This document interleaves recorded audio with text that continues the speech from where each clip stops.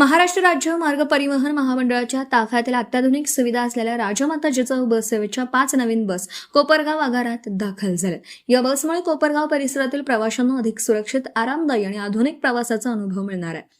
या नव्या बसपैकी 2 बसचं प्राथमिक स्वरूपात लोकार्पण 15 जून रोजी सायंकाळी 4 वाजता कोपरगाव बस आगारात आमदार आशुतोष काळे यांच्या शुभ हस्ते संपन्न झालं। यावेळी एसटी महामंडळाच्या आगार प्रमुखांनी उपस्थितांना बसमधील अत्याधुनिक सुविधा व प्रवाशांसाठी उपलब्ध करून देण्यात आलेल्या सोयी सुविधांची माहिती दिली। राजमाता जिजाऊ बसमध्ये सीसीटीव्ही कॅमेरे, जीपीएस ट्रॅकिंग प्रणाली, आरामदायी आसन व्यवस्था यांसह विविध आधुनिक सुविधा उपलब्ध करून देण्यात आल्या आहेत। तसेच या बसमध्ये 55 प्रवाशांसाठी आसन व्यवस्था करण्यात आली, त्यामुळे प्रवाशांचा प्रवास अधिक सुरक्षित, सुखकर आणि सुलभ होणार असल्याचा विश्वास आमदार आशुतोष काळे यांनी व्यक्त केला। कोपरगाव आगारात दाखल झालेल्या या बसेसमुळे ग्रामीण व शहरी भागातील प्रवाशांना मोठा दिलासा मिळणार असून एसटीच्या सेवेतही लक्षणीय सुधारणा होणार आहे। यासाठी मुख्यमंत्री देवेंद्र फडणवीस, उपमुख्यमंत्री एकनाथ शिंदे, सुनेत्रा पवार तसेच जिल्ह्याचे पालकमंत्री राधाकृष्ण विखे पाटील यांचं आमदार आशुतोष काळे यांनी विशेष आभार मानले।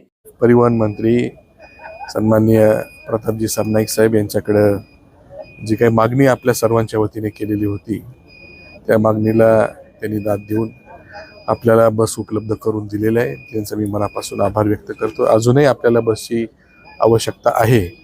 मी 15 बसची मागणी केली होती पहिल्या टप्प्यामध्ये, त्यांनी या बसेस दिलेल्या आहे।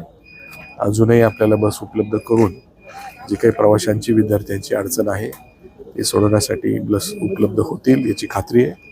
मी या निमित्ताने आपल्या राज्याचे मुख्यमंत्री देवेंद्रजी फडणवीस साहेब, उपमुख्यमंत्री सुनेत्रा वहिनी आणि एकनाथजी शिंदे साहेब, आपल्या जिल्ह्याचे पालकमंत्री विखे पाटील साहेब यांचं मनापासून आभार व्यक्त करतो का त्यांनी या बस मिळवून देण्यासाठी आपल्याला मदत।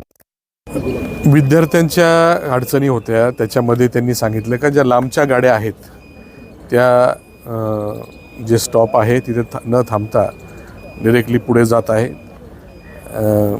गाडी मोकळी आहे पण विद्यार्थी उभे असताना सुद्धा ते उभं राहत नाही। तर मी आता त्यांना ते सांगत होतो का आपण विद्यार्थ्यांना त्याच्यामध्ये परवानगी मिळवून देण्यासाठी ठीक आहे, बाहेर घेऊन या। मोकळी येण्यापेक्षा विद्यार्थ्यांना घेऊन आलेलं बरं ना। ठीक आहे, गाडी फुल असल्यानंतर आपण समजू शकतो का गाडी फुल आहे, तिथं त्यांना उभं राहायला जागा नाही, तर बस पुढे गेली तर हरकत नाही। गाडी मोकळी आहे आणि विद्यार्थी तिथं जागेवर उभे ही काही पद्धत बरोबर नाही आहे। तर त्या गाड्यांना सूचना व्हाव्यात, एवढीच मला त्यांना या ठिकाणी सूचना करायची होती। तसं जर नाही झालं तर ती बस मला अडवावी लागेल असं त्यांना सांगितलं। सदर कार्यक्रमात आगार प्रमुख, एसटी महामंडळाचे कर्मचारी, राष्ट्रवादी काँग्रेस पक्षाचे पदाधिकारी, कार्यकर्ते मोठ्या संख्येने उपस्थित होते।